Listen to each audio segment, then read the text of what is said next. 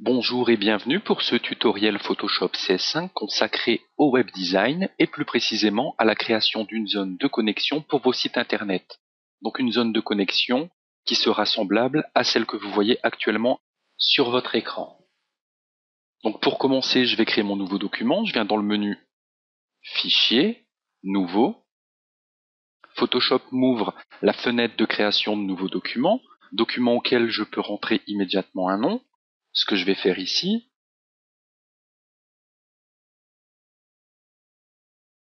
je viens ensuite choisir une largeur. Pour ma part, je vais prendre 500 pixels. Au niveau de la hauteur, une valeur égale, 500 pixels. Pour la résolution, évidemment, nous prendrons 72 pixels par pouce. Et au niveau du mode colorimétrique, RVB, 72 et RVB étant les valeurs pour l'écran. Je clique sur OK pour valider.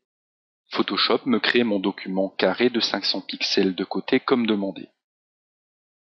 Alors pour commencer, je vais créer un rectangle vectoriel qui nous servira de fond pour notre zone de connexion. Donc je viens dans la palette Outils, sélectionner l'outil Rectangle. Cet outil nous permet de créer des rectangles de manière aléatoire, libre. Ici, ce qui nous intéresserait, ce serait d'avoir un rectangle avec des proportions prédéfinies. Donc je vais supprimer le rectangle que je viens de créer, donc en le glissant dans la fenêtre des calques vers l'icône de la corbeille, et je viens dans la barre d'options pour ici développer les options de géométrie, et je viens sélectionner taille fixe. Je peux ici rentrer des valeurs au niveau de la largeur et de la hauteur, ce que je vais faire. Au niveau de la largeur, je vais rentrer 280 pixels et pour la hauteur, 150. Donc cette largeur de 280 pixels n'a pas été choisie au hasard, elle correspond en fait à la largeur de 5 colonnes sur une grille de 16 colonnes. Une fois ces valeurs rentrées, il ne me suffit plus qu'à faire un clic sur mon document et mon rectangle a été créé avec les proportions prédéfinies. Je vais ici modifier la couleur de mon rectangle en double-cliquant sur cette icône dans le panneau calque. Photoshop m'ouvre le sélecteur de couleurs. Je viens ici rentrer des valeurs en RVB. Au niveau du rouge, je vais rentrer la valeur 66. Pour le vert, la valeur 78. Et pour le bleu, la valeur 72. Je clique sur OK pour valider.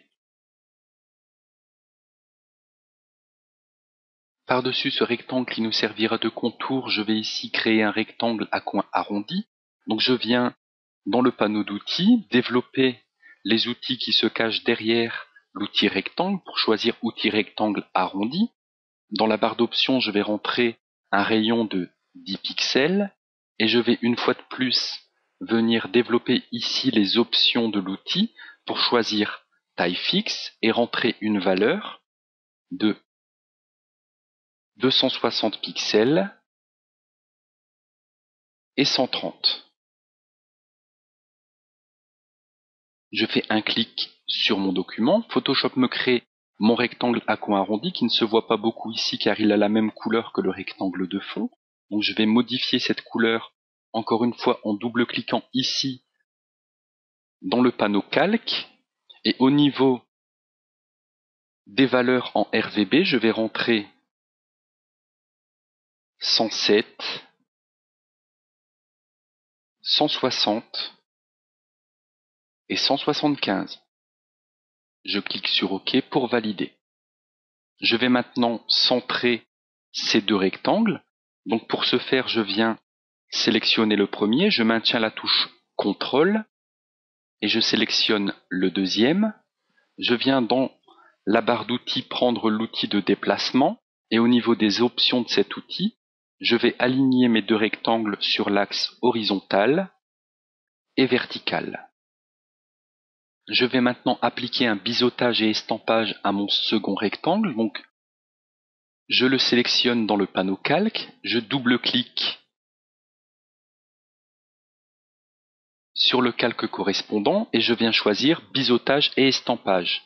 Donc je clique sur le nom Au niveau du style de biseau, je vais rentrer biseau interne, technique lisse, une profondeur à 100%, la direction haut. Pour la taille, je vais rentrer une valeur de 5 pixels. Pour le flou également une valeur de 5 pixels. Au niveau de l'ombrage, je vais rentrer un angle de 90 degrés. Je vais laisser l'élévation à 30 degrés. Je ne touche pas la valeur du contour brillant. Le mode des tons clairs, je laisse en superposition blanc, mais je vais ici baisser son opacité à 25%. Pour les tons foncés, je laisse produit et noir et je rentre une valeur d'opacité de 40%. Je clique sur OK pour valider. Mon biseautage et estampage a été appliqué à mon rectangle. Je vais maintenant créer les rectangles qui me serviront de champ pour rentrer le pseudo et le mot de passe et également pour créer le bouton de validation. Donc je viens sélectionner dans la barre d'outils l'outil rectangle. Dans les options de cet outil, je vais une fois de plus sélectionner taille fixe et rentrer cette fois les valeurs 240 pixels en largeur et 34 en hauteur. Je fais un clic sur mon document. Vous pouvez vous apercevoir que le rectangle a conservé les caractéristiques du rectangle précédemment créé. Je vais modifier tout de suite sa couleur pour la mettre en blanc et je vais supprimer les effets de calque en les glissant vers l'icône de la corbeille. Je vais aligner ce rectangle avec le rectangle inférieur. Donc je le sélectionne, je maintiens la touche CTRL et je sélectionne mon rectangle bleu. Je prends maintenant l'outil de déplacement et je viens aligner suivant l'axe vertical. Je souhaiterais positionner mon rectangle blanc à 7 pixels du bord haut de mon rectangle bleu. Donc pour ce faire, je vais l'aligner au bord haut du rectangle. Je viens maintenant désélectionner le rectangle bleu dans mon panneau calque et à l'aide des flèches directionnelles de mon clavier, je vais descendre mon rectangle blanc de 7 pixels. Donc en tapant 7 fois sur la flèche bas de mon clavier. Je vais dupliquer ce rectangle à 2 reprises, donc je le sélectionne dans le panneau calque si ce n'est pas déjà fait, et je fais le raccourci CTRL-J 2 fois. Je me place sur le rectangle dupliqué en haut de la pile de calque. Je sélectionne toujours à l'aide de la touche CTRL le rectangle bleu et je reviens une fois de plus dans les options de l'outil de déplacement pour aligner cette fois ce rectangle avec le bord inférieur du rectangle bleu, comme ceci, avec la troisième icône. Je redésélectionne mon rectangle bleu et je viens espacer mon rectangle blanc avec le bord du rectangle bleu de 7 pixels, toujours à l'aide des flèches directionnelles du clavier.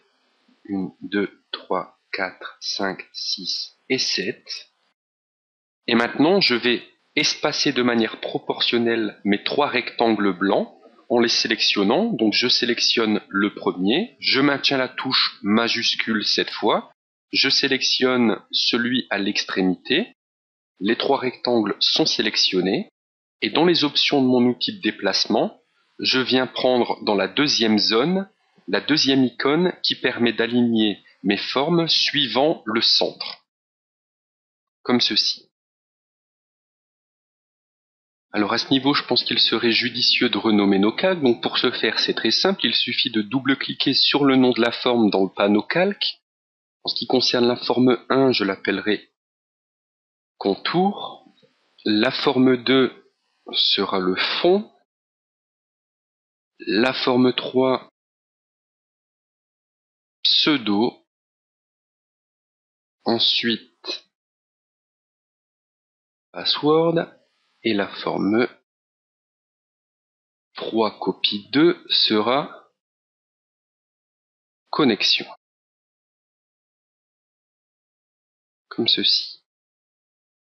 Je vais maintenant styliser mon bouton connexion, donc je viens double-cliquer sur la couleur dans le panneau calque correspondant à cette forme.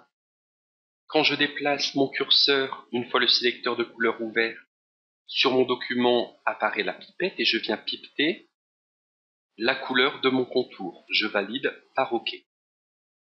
Je vais lui appliquer un biseautage et estampage en double-cliquant dans le panneau calque. Je sélectionne biseautage et estampage. Ici, au niveau du style, je vais prendre estampage oreiller, technique lisse, profondeur 100, direction haut. Pour la taille, je vais rentrer comme tout à l'heure 5 pixels. Le flou, également 5 pixels. Comme j'avais conservé coché l'éclairage global tout à l'heure, les valeurs appliquées ici sont égales à celles du précédent biseautage et estampage, donc 90 degrés pour l'angle et 30 degrés pour l'élévation. Au niveau du mode des tons clairs, je laisse superposition blanc et je viens remettre ici 25% d'opacité. Pour le mode des tons foncés, produit noir et je mets 40% d'opacité. Je valide par OK.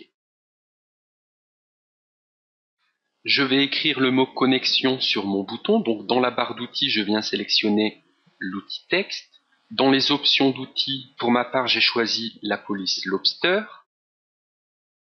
Au niveau de la taille de police, j'ai choisi 27 points et une couleur blanche. Je fais un clic sur mon document, j'écris connexion et je déplace mon texte sur mon bouton.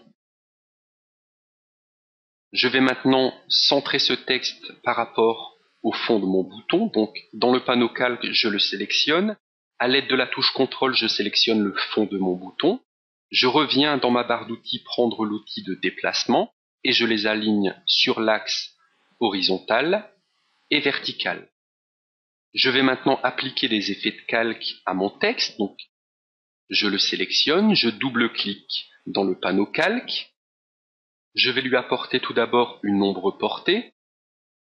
Au niveau du mode de fusion, je vais laisser produit avec une couleur noire. L'opacité, je vais la baisser aux alentours de 80%.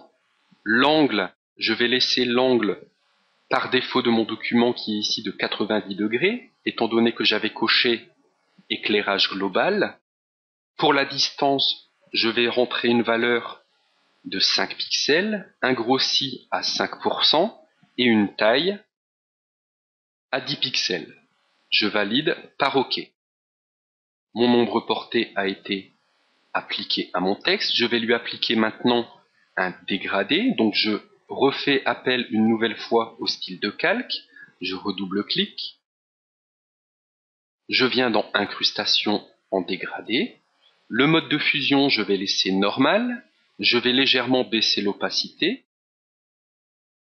à 90% et je vais modifier les couleurs de mon dégradé en double-cliquant sur le dégradé. Je viens remplacer le noir par une couleur ici qui est 179 en rouge,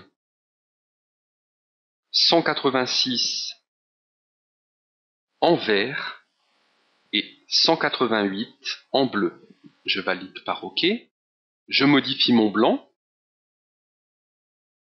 Les valeurs ici sont 244, 251, 253. Je clique sur OK. Mon dégradé a été modifié. Je le valide par OK.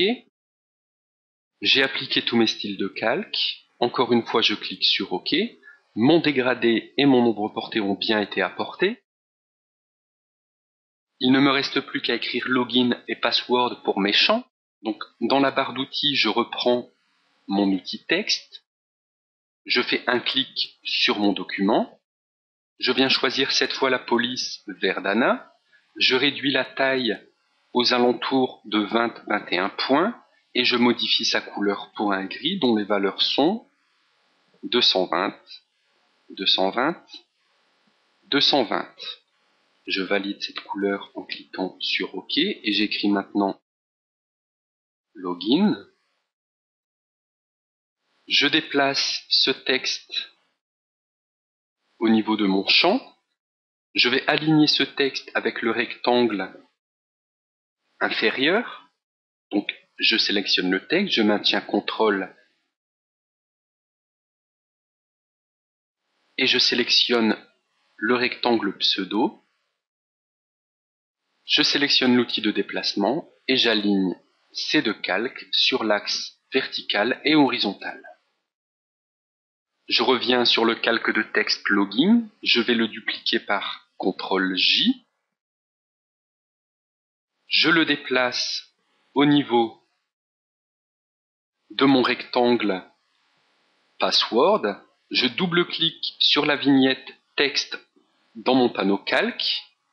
Je vais ainsi modifier ce mot login pour password. Je valide en cliquant sur le petit V dans la barre d'options de texte. Et je vais faire comme précédemment, centrer ce texte avec le fond.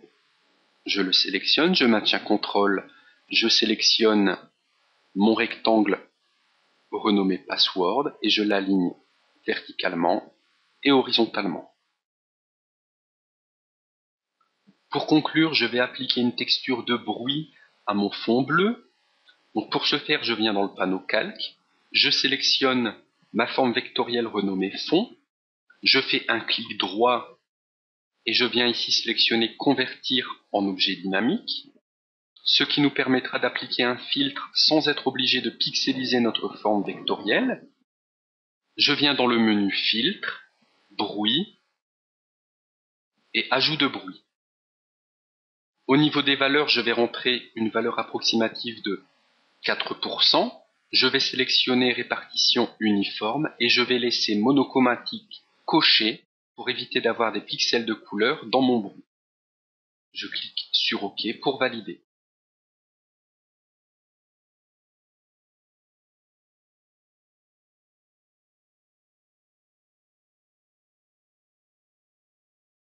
Eh bien voilà, ce tuto est maintenant terminé. Je vous remercie de l'avoir suivi et j'espère qu'il vous a plu et qu'il vous sera utile. En ce qui me concerne, il ne me reste plus qu'à vous dire à très très vite pour de nouveaux tutoriels.